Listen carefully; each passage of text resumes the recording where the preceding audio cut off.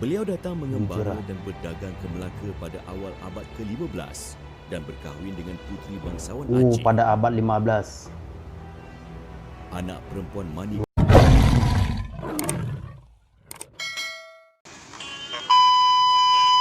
Oke, assalamualaikum warahmatullahi wabarakatuh, dimanapun berada ya. Jadi kali ini kita akan menonton video yang sangat luar biasa ya dari channelnya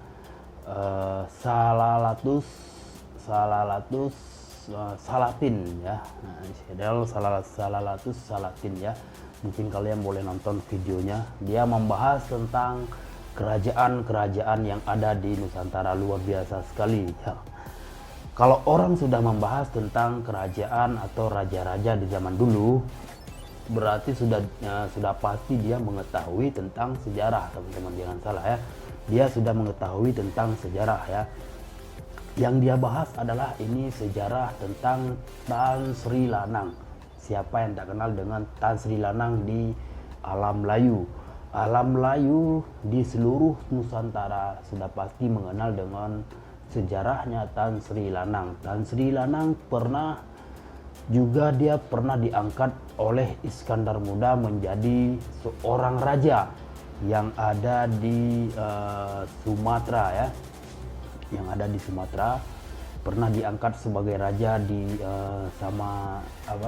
Iskandar Muda ya, sama Iskandar Muda di Samalanga gitu ya, di Samalanga, kerajaan Samalanga. Dan Tan Sri Lanang pun pernah bangun sebuah pesantren ya. Sebuah pesantren dan masjid yang sangat luar biasa, teman-teman ya, pada masa kerajaan Tan Sri Lanang di Samalanga gitu. Ini sangat luar biasa, teman-teman. Oke, kita simak videonya, jangan kemana-mana, teman-teman ya. Jangan kemana-mana, kita simak videonya. Jangan lupa subscribe, like, comment, and share video ini. Terima kasih untuk kalian semua. Semoga kalian dimudahkan rezeki, panjang umur, dan sehat selalu. Oke, Cikidot, kita nonton videonya. Oke, let's go.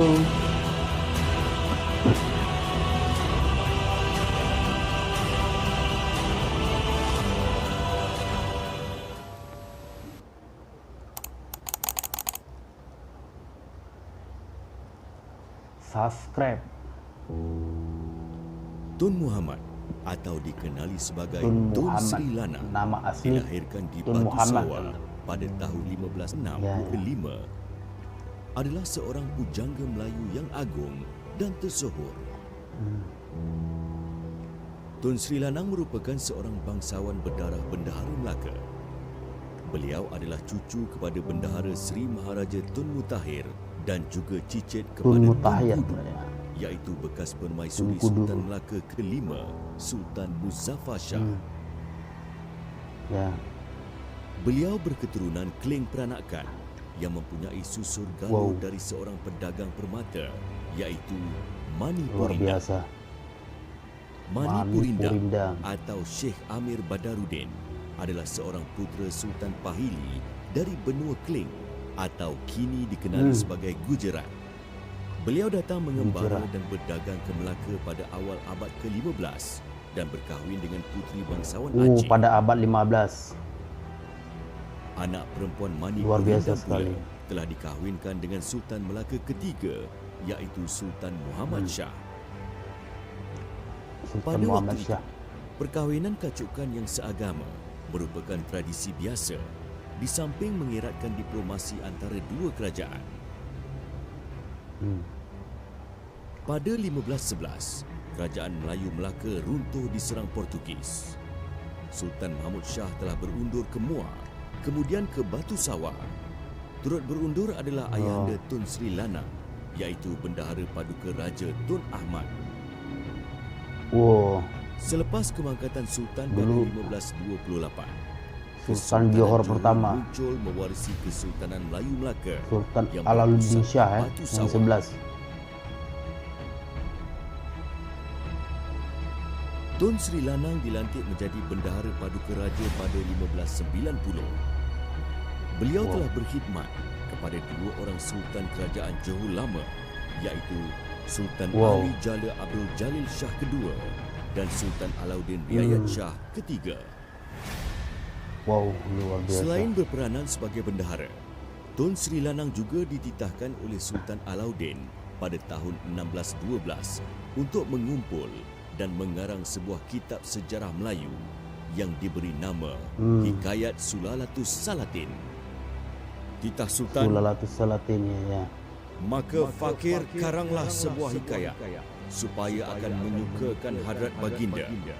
Maka fakir namai hikayat itu Sulalatus Salatin, yakni peraturan raja-raja. Peraturan raja-raja. Luar biasa Para sekali. sejarawan berpendapat bahawa naskah asal kitab sejarah Melayu telah ditulis di Melaka pada awal tahun 1500 oleh sang pujangga Istana Melaka.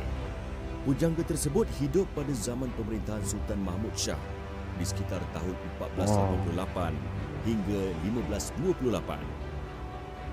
1528. Banyak teori yang mengatakan beliau telah melihat sendiri bagaimana Melaka jatuh ke tangan Portugis pada tahun 1511.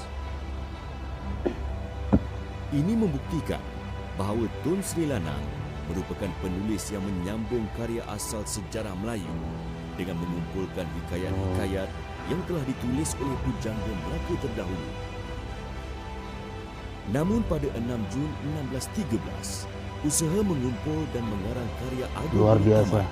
kerana Johor tewas diserang Aceh dalam Perang Tiga Segi. Kerajaan Aceh pada waktu itu dipimpin oleh Sultan Iskandar Muda Mahkota Alam bertekad menguasai laluan perdagangan Selat Melaka yang juga dipengaruhi Johor dan Portugis. Sultan Alauddin, Tun Sri Lanang dan para pembesar telah ditawan dan dibawa pulang ke Aceh. Para tawanan telah dibicarakan dan diberi pengampunan oleh Sultan kerana mereka bukan pro-Portugis. Kemudian pada tahun yang sama, dengan ketokohan dan kealiman Tun Sri Lanang, beliau mendapat kepercayaan Mahkota Alam. Seterusnya diangkat sebagai Ule Balang atau Raja bagi Ule negeri Balang. jajahan Aceh, iaitu Samalangga. Nah, Samalangga dulu teman-teman ya. Dulu di Aceh namanya bukan Samalanga ya, ada sebuah daerah ya yang bernama Samalanga. Kalau saat ini dipanggilnya Samalanga, teman-teman. Nah, kalau di saat ini ya dari tahun ke tahun memang dipanggilnya Samalanga, tapi kalau di zaman kerajaannya zaman dulu Samalangga itu. Samalangga, teman-teman, jangan salah ya. Jadi Tun Sri Lanang masa itu pernah menjadi seorang raja, diangkat oleh Iskandar Muda sebagai Raja Samalanga, teman-teman. Nah, jangan salah, oke. Kita sejarah takkan pernah lupa, teman-teman. Sejarah alam Melayu di Nusantara, dimanapun berada, kita jangan pernah melupakan. Karena adanya alam Melayu, karenanya ada kerajaan Melayu, adanya kita di sini, dan kita pun juga mengetahui tentang agama Islam karena kerajaan alam Melayu, teman-teman. Ya, jangan kemana-mana, kita simak sampai habis video ini, teman-teman. Jangan lupa subscribe, like, komen, teman-teman ya. Beliau diberi gelaran Orang Kaya Datuk Bendahara Seri Paduka Tun Seberang, telah memajukan Samalangga sebagai kuasa autonomi di samping berperanan sebagai penasihat kepada 3 orang Sultan Aceh Darussalam. Dari Johor, ditawan ke Aceh, kemudian memerintah Samalangga selama 43 tahun. Negarawan Tun Sri Lanang adalah ibarat permata yang tetap bersinar ke mana sahaja dicampakkan. Kalau benih yang baik jatuh ke laut menjadi pulau. Adakah ini sifat Luar dan biasa nilai perjuangannya, pengkhianat? teman-teman.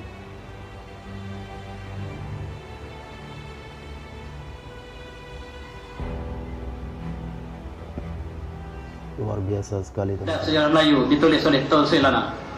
Tajuknya Sulalatus Salatin, rupa-rupanya dia tali baru Portugis, pengkhianat. Jadi pengkhianat telah menjadi pengkhianat. Dia pengkhianat, ada pengkhianat, pengkhianatan di pengkhianat Melayu telah berlaku.